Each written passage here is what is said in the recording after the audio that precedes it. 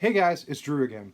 I'm really excited about this video. I've been working for about 2 months to come up with a product that incorporates my two different hobbies, woodworking and baseball cards. And what I came up with was this. So let's check it out.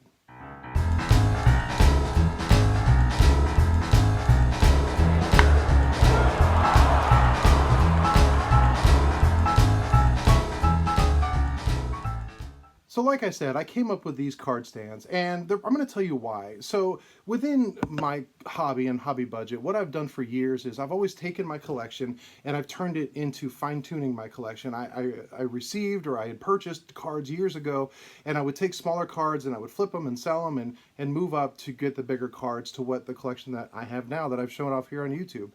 But honestly, I don't have a monthly budget to be able to do anything within cards, and I'm going to the National. And while I do have a little bit of money that I've really been saving, what I've had to do is I've had to be more creative in how to get funds in order to add to my collection. For example, if you watched my video that I put out last week, I was commissioned to build 2 custom cases for a very good friend of mine, and he paid me for those cases. And what I did was I took the money that I made on those cases and I actually purchased 2 things. I purchased this beautiful 1955 Jackie Robinson, which is a card I've wanted for a long, long time. And with the remainder of the money that he had paid me, I also added this great vintage Brooklyn Dodgers pennant. And so that's how I have to do this. So I'm going to the National, and I really wish I could have a little bit more walking around money. So what I did was I came up with these little stands, and these little stands are something that are designed specifically for card holding and displaying. And so what we're going to do is we're going to go and I'm going to show you how these stands work. I'm going to show you how you can put any different types of slabs within the stands, and how they hold and how they display and how the cards look within them. And then we'll come back and talk about, if you're interested, how you can get some of these. So let's go check it out. As you can see, I've got a bunch of stands already set up, and I wanted to demonstrate how these stands actually hold just a variety of different cases. So for all you graded collectors out there, and I don't have a lot of graded cards, but I just wanted to show you how they do look in these stands. So we'll start out. This is a PSA.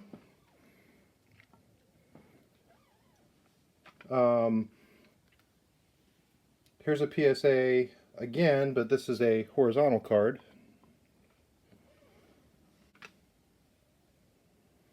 This is the old SGC label.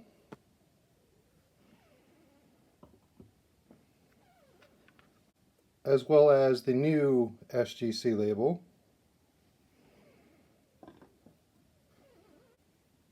Here's a Beckett.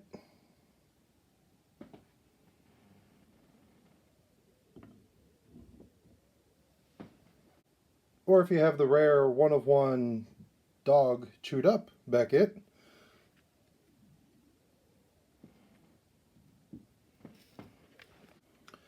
And for anybody who doesn't have slabs or just wants to show off some cards that are not in slabs, I'll show you how it holds the other cases as well. So here is just a regular card saver.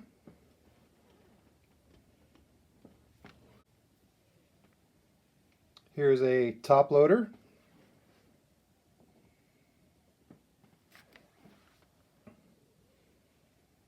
The mini snap tight. Not a lot of people use these, but I still really like these.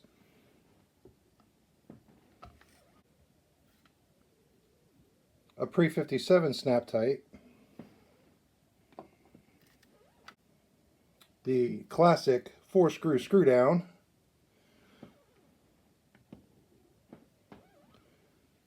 Also 4-screw except horizontal. The 1-screw screw down. Love that card. 1-touch.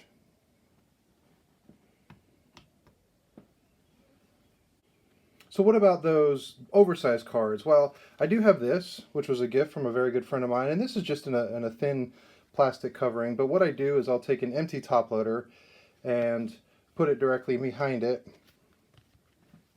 and then it should stand up. Makes it display nicely. I don't have a lot of oversized cards, but I do have this slab that's it's an oversized, slightly oversized, which was a gift from another friend of mine, and it stands up very well. And then what about the big stuff? So I have this great photograph of the great one, and it's just in a top loader kind of design.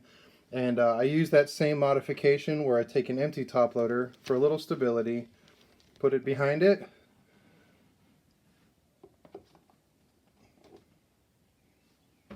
Makes a great display that way. And I've had some ask, what about magazines? I do have a number of magazines. So here's a great sport magazine with Campanella. And what I do is I store these. They're, again, the top loader kind of design. These are a little tall and they will tip back. But again, if you take just an empty top loader and put it directly behind, they hold up great too. So there you have it. A bunch of different cases, different types and sizes, weights, heights, and everything all lined up. To me, that looks great. And we spend so much time, looking and researching and saving and spending money on cards that we've always wanted. And to me, it's just, it's kind of a little classy just to put a little bit of wood in there. And it just, to me, as a woodworker, I really like that touch. This may not be for everybody, and that's absolutely okay. But for those of you who find this interesting, well, let's go find out a little bit more details about where they're going to be, how much they're going to be, and all that kind of stuff.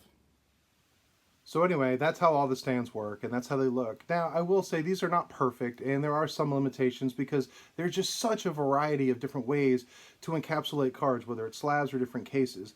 So some of the things that it does not do is, for instance, this card, which is a sweet spot signature, this is a 180 point, very thick card and very thick case, and these do not fit. They're just too thick to fit in. It's close.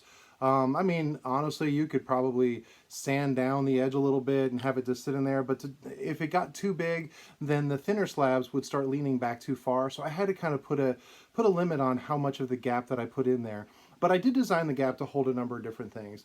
Now, I did have somebody ask me, what about thinner cards, and as you saw in the video, or in the clip just before, I did put, I did put some top loaders as well as card savers in there, and I wanted to show you that it does, while it does hold card savers, for instance, it is way leaned back. And so it does hold it, it does show it off.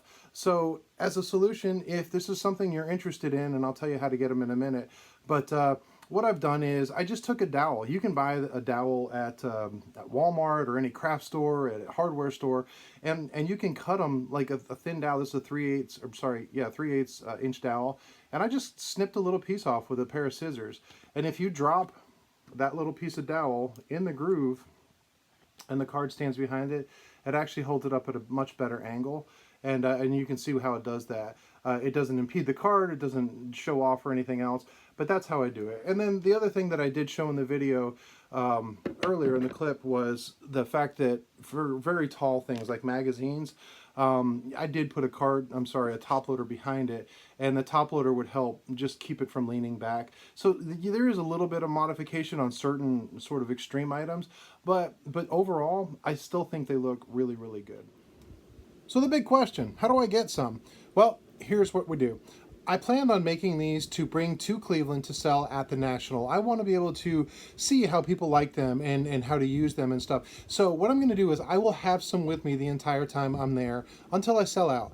What I'm going to do is I'm going to be at the National Wednesday, Thursday, Friday, and Saturday at the show.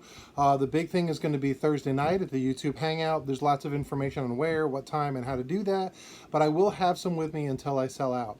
But I want to know how many I need to bring. So I've already made quite a few of them, but I want to kind of know ahead of time the interest. So there's going to be two sides of this. First is going to be the side of I'm going to the National, I want to pick some up, and the second side is I'm not going to be at the National, but I really have an interest. So the first side, if you know you want some, let me know. Because what I'm doing is I'm going to have a pre-order. I'm going to have a pre-sale.